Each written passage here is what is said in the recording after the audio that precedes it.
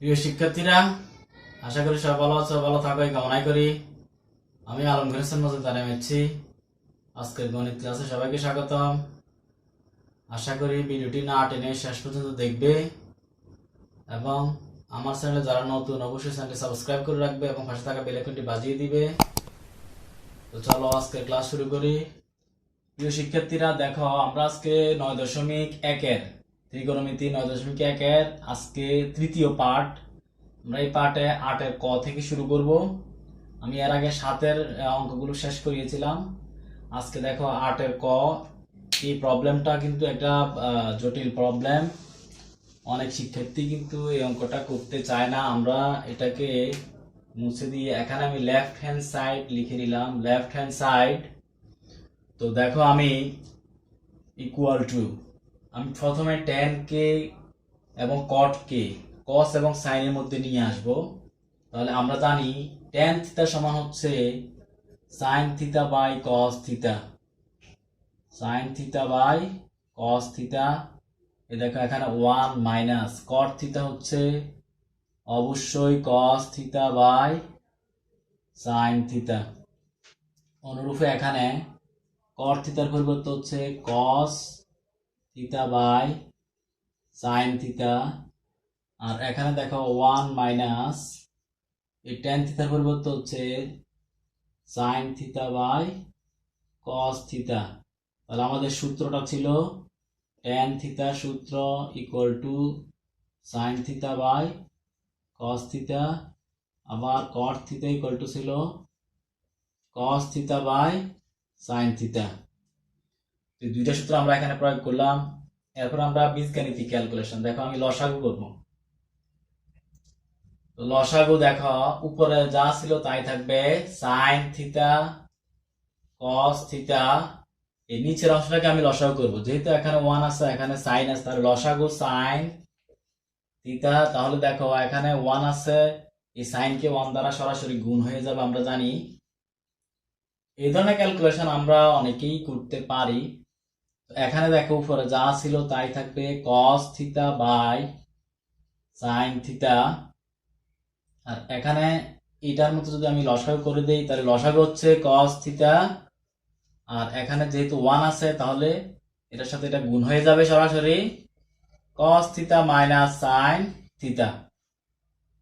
তো দেখো আমরা এই যে sin theta by cos theta, এই ভাগটাকে যদি আমি গুণ করে দেই, আমরা জানি এই সাইনটা চলে যাবে সবার উপরে, অর্থাৎ sin theta divided by sin theta minus cos theta plus অনুরূপ ভাবে এখানে দেখো আমি cos theta by sin theta এই ভাগটাকে যদি আমি গুণ করে দেই তাহলে এই cos থিটাটা চলে যাবে উপরে আর নিচে চলে আসবে cos theta minus sin theta. আশা করি বুঝতে পারছো।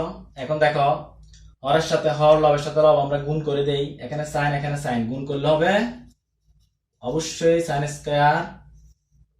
এখানে দেখো cos আছে cos থিটা আর এখানে হচ্ছে sin theta minus cos theta. এখানে দেখো এখানে আমরা এই ক্যালকুলেশনটা আমরা করি, এখানে আছে cos cos cos আর cos গুণ করলে অবশ্যই তোমরা বলবে cos স্কয়ার থিটা। আর এখানে আছে sin।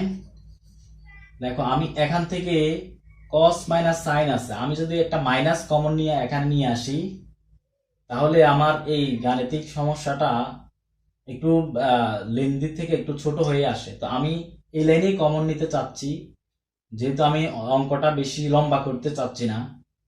তো দেখো এখানে ছিল প্লাস, যদি আমি মাইনাস লিখে দিই তাহলে এই হরে একটা মাইনাস চেঞ্জ হয়ে যাবে, সাইন ছিল মাইনাসের হয়ে যাবে প্লাস। তাহলে আমরা লিখতে পারবো sin theta minus cos theta. এটা করার আরেকটা উদ্দেশ্য হচ্ছে, দেখো এদিকে আছে হরে sin theta minus cos theta, এদিকে আছে cos theta minus sin theta. আমি যদি এটাকে sin theta minus cos theta লিখতে পারি তাহলে আমার লসাগুটা সহজ হয়ে যাবে, অর্থাৎ হর একই রাশি হয়ে যাচ্ছে, তাহলে আমি লসাগু সহজে করতে পারবো। এই জন্যই কিন্তু আমি এখানে মাইনাসটা কমন নিয়েছি। তোমরা এই বিষয়টা একটু খেয়াল করবে। এখানে ছিল cos মাইনাস sin, আমি sin মাইনাস cos লিখলে একটা মাইনাস কমন নিয়ে আমি এখানে নিয়ে আসলাম। এই বিষয়টা একটু খেয়াল করবে তোমরা। তো দেখো তারপর আসলে আমরা অঙ্কটা একটু ছোট করে নিয়ে আসার চেষ্টা করতেছি, এই জন্যই আসলে কিছু ক্যালকুলেশন হয়তোবা শর্টকাট করতেছি আর কি। যেমন এই কাজটা আমি আরেকটা লাইনে করতে পারতাম, সরাসরি করে ফেললাম। আশা করি বুঝতে পারছো, জাস্ট একটা মাইনাস কমন নেওয়া হয়েছে, মাইনাস কমন নিলে উল্টে যাবে, কস মাইনাস সাইন হয়ে যাবে সাইন মাইনাস কস। তো দেখো এখন লসাগু, এখানে কস আছে সাইন আছে, অবশ্যই কস সাইন হবে, আর এখানে সাইন মাইনাস কস, এখানে সাইন মাইনাস কস, অবশ্যই সাইন মাইনাস কস লসাগু হবে। তাহলে সাইন কস ইন্টু সাইন মাইনাস কস, এটাই হচ্ছে আমার লসাগু। এই সুবিধাটার জন্য আমি কিন্তু এখানে মাইনাসটা কমন নিয়েছিলাম। তোমরা এই বিষয়টা একটু খেয়াল রাখবে, এটাই এখানে একটু বুঝার বিষয়, ব্যতিক্রমী। দেখো এই সাইন মাইনাস কস ক্যান্সেল হয়ে যাবে, কস এর সাথে কস ক্যান্সেল হয়ে যাবে, থাকবে এই সাইনটা থাকবে, কস এর সাথে কস ক্যান্সেল হয়ে যাবে, সাইন মাইনাস কস, অর্থাৎ হর দ্বারা ভাগ লব দ্বারা গুণ করলে এখানে দেখ কস আর সাইন মাইনাস কস, এই কস সাইন মাইনাস কস ক্যান্সেল হয়ে যাবে, থাকবে শুধু সাইন। এই সাইনকে সাইন স্কয়ার দ্বারা গুণ করলে আমরা পাবো সাইন কিউব থিটা। এখানে যেহেতু মাইনাস আছে মাইনাস লিখবো অনুরূপে, এই সাইনের সাথে এই সাইন ক্যান্সেল হয়ে যাবে, সাইন মাইনাস কস ক্যান্সেল হয়ে থাকবে কস, এই কস কে কস স্কয়ার দ্বারা গুণ করলে হবে কস কিউব থিটা। আশা করি বুঝতে পারছো। এখানে দেখো sine cube minus cos cube, আমরা কি বীজগণিতে গুণসূত্র প্রয়োগ করতে পারি? দেখো তো, এটাকে এ কিউব মাইনাস বি কিউবের সূত্র প্রয়োগ করা যায়, A minus B into A square plus A B, A হচ্ছে সাইন, বি হচ্ছে কস, প্লাস বি স্কয়ার অর্থাৎ cos square theta divided by যা ছিল হরে যা ছিল তাই থাকবে, sine theta cos theta, sine theta minus cos theta. তো দেখো এখানে sine theta minus cos theta আছে, এখানে sine theta minus cos theta আছে, এটা ক্যান্সেল হয়ে যাবে। আমাদের আর থাকলো কি, এখানে দেখো সাইন স্কয়ার, এখানে দেখো কস স্কয়ার, এই সাইন স্কয়ার আর কস স্কয়ার আমরা যোগ করে দিলে মান কত পাই, এরকম একটা সূত্র আমাদের আছে কিনা দেখি বলো তো। অবশ্যই তোমাদের মনে পড়ে গেল, সাইন স্কয়ার এবং কস স্কয়ার যোগ করে দিলে এটার মান হবে 1, আর এখানে আছে sine theta cos theta plus sine theta cos theta divided by এখানে ছিল সাইন থিটা কস থিটা, যেহেতু সাইন মাইনাস কস ক্যান্সেল হয়ে গেল, তাহলে থাকলো সাইন থিটা কস থিটা। এখানে সূত্রটা আমরা কি প্রয়োগ করছিলাম মনে আছে, sign square plus cos square equal to 1। এই সূত্রটা তুমি সাইড নোটে লিখে রাখবে, তাহলে প্রশ্নটা যখন তুমি সলিউশন করবে দ্বিতীয়বার, তখন সূত্রটা দেখলে তোমার এই ক্যালকুলেশনটা মনে পড়ে যাবে। তো দেখো এখন আমরা এটাকে ভেঙে ভেঙে লিখবো, 1 বাই এই সাইন কস আলাদা করে লেখা যায় 1 by sine into cos plus এখানে আর থাকলো sine cos divided by sine cos. তাহলে আমি যে এখানে প্লাস ছিল এই 1 কে এটার সাথে একবার লিখলাম, আবার সাইন কস কে এটার সাথে আরেকবার লিখলাম, এই দুইটাকে লসাগু করলে কিন্তু আবার এই রাশিটাই হবে, অর্থাৎ আমরা এটাকে ভেঙে ভেঙে অংশে ভাগ করে লিখলে এরকম হয়, আর এটাকে আবার যদি আমি লসাগু করে দিই তাহলে কিন্তু আবার এটা হয়ে যায়। তো দেখো এখানে সাইনে সাইনে ক্যান্সেল, কসে কসে ক্যান্সেল, তো থাকলো কত 1, আর এখানে 1 বাই সাইন, 1 বাই সাইন তো আমরা জানি কোসেক থিটা, আর 1 বাই কস হচ্ছে সেক থিটা, তাহলে আমরা লিখতে পারি 1 বাই সাইনের পরিবর্তে হচ্ছে কোসেক থিটা, আর 1 বাই কস হচ্ছে সেক থিটা। আর এখানে কাটাকাটি করে আমরা পেলাম plus 1 equal to right hand side. আমাদের প্রমাণ এটাই ছিল।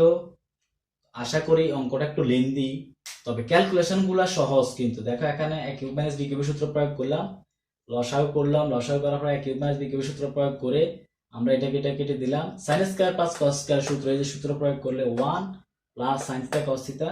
এটাকে একটু ভেঙে ভেঙে লিখলাম 1 by sine theta cos theta, sine theta cos theta by sine theta cos theta, এটা ক্যান্সেল হয়ে গেল, এখানে থাকলো 1, এই যে 1, আর এখানে 1 বাই সাইন হচ্ছে কোসেক থিটা, 1 বাই কস হচ্ছে সেক থিটা, তাহলে cosec theta plus sec theta plus 1, এটাই হচ্ছে আমাদের রাইট হ্যান্ড সাইড। আশা করি বুঝতে পারছো। দেখো আমরা 8 নাম্বারের খ দেখি, এখানে প্রমাণ করতে হবে 1/1 plus tan square plus 1/1 plus cot square equal to 1। তো আমরা লেফট হ্যান্ড সাইড নিব আগে। লেফট হ্যান্ড সাইড,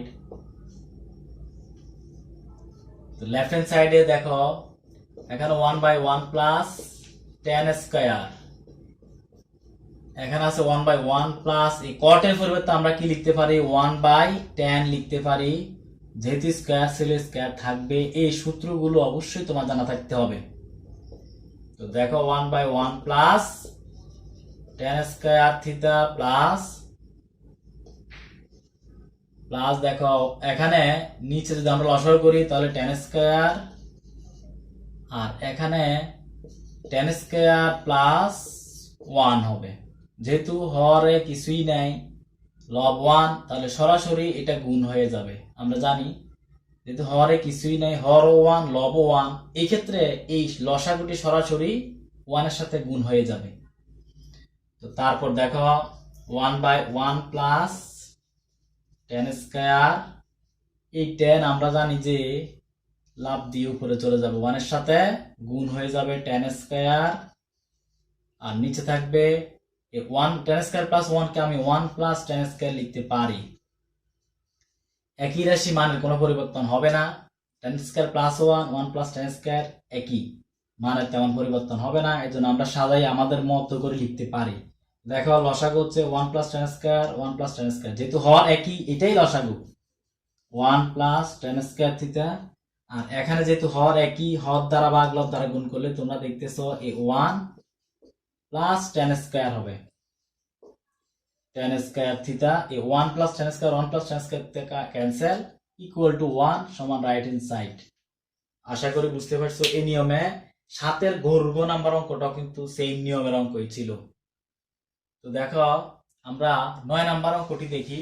শিক্ষার্থীরা দেখো 9 নাম্বার হচ্ছে এই cos θ by 1 plus 1 minus tan θ plus sin θ by 1 minus cot θ equal to sin θ প্লাস cos θ। তো আমরা এটাকে লেফট হ্যান্ড সাইড নেই, যেহেতু প্রমাণ করতে হবে cos θ by 1 minus tan θ plus sin θ by 1 minus cot θ। দেখো আমরা খুব সহজেই করে ফেলবো। 1 মাইনাস এই tan θ এর পরিবর্তে আমরা জানি sin θ বাই cos θ প্লাস উপরে sin θ থাকবে, এখানে 1 মাইনাস এই cot θ এর পরিবর্তে আমরা জানি cos θ বাই sin θ। তাহলে আমরা সূত্র লিখলাম tan θ এর সূত্র sin বাই cos, cot θ হচ্ছে cos বাই sin। তো দেখো আমরা আবারও হরে লসাগু করে ফেলি। যদি এখানে 1 আছে তাহলে লসাগু হবে কত cos θ, আর এখানে থাকবে cos θ মাইনাস sin θ প্লাস, এখানেও দেখো সেম ভাবে আমরা লসাগু করতে পারি।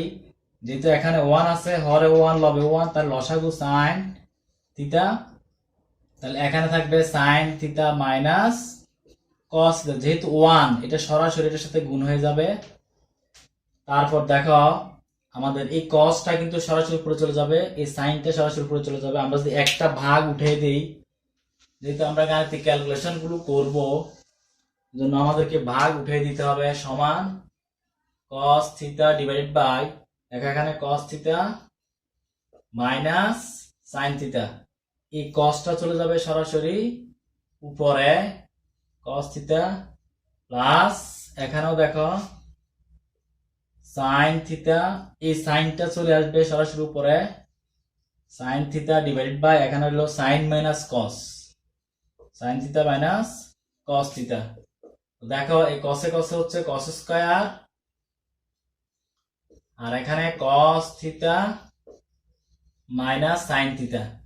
আমি এখান থেকে যদি একটা মাইনাস কমন নেই তাহলে আমার হর কিন্তু একই হয়ে যাবে, আমি লসাগু করতে সুবিধা হবে। এখানে তো cos মাইনাস sin আছে, এখানে sin মাইনাস cos আছে, আমি যদি এই মাইনাসটা কমন নিয়ে নেই তাহলে হয়ে যাবে এখানে cos θ মাইনাস sin θ, উপরে sin sin গুণ করলে sin স্কয়ার θ। তো আশা করি বুঝতে পারছো। আমরা জাস্ট মাইনাসটা এখানে প্লাস ছিল, এখান থেকে একটা মাইনাস কমন নিছি হর থেকে। তো দেখো আমরা এবার লসাগু করতে পারি, যেহেতু হর একই তাহলে লসাগু হবে cos θ মাইনাস sin θ, উপরে যা আছে তাই থাকবে, যেহেতু হর একই তাহলে cos square minus sin square theta, আমরা জানি cos square minus sin square থিটাকে আমরা একটা বীজগণিতের সূত্র প্রয়োগ করতে পারি। তোমরা অবশ্যই বলে ফেলবে a square minus b square সূত্র।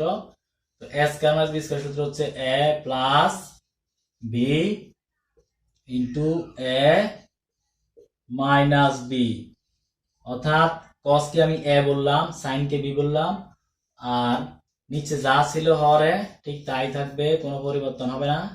এই দেখো cos মাইনাস sin ক্যান্সেল, থাকলো cos plus sin equal to cos plus sin theta সমান রাইট হ্যান্ড সাইড। আশা করি অঙ্কটি বুঝতে পারছো।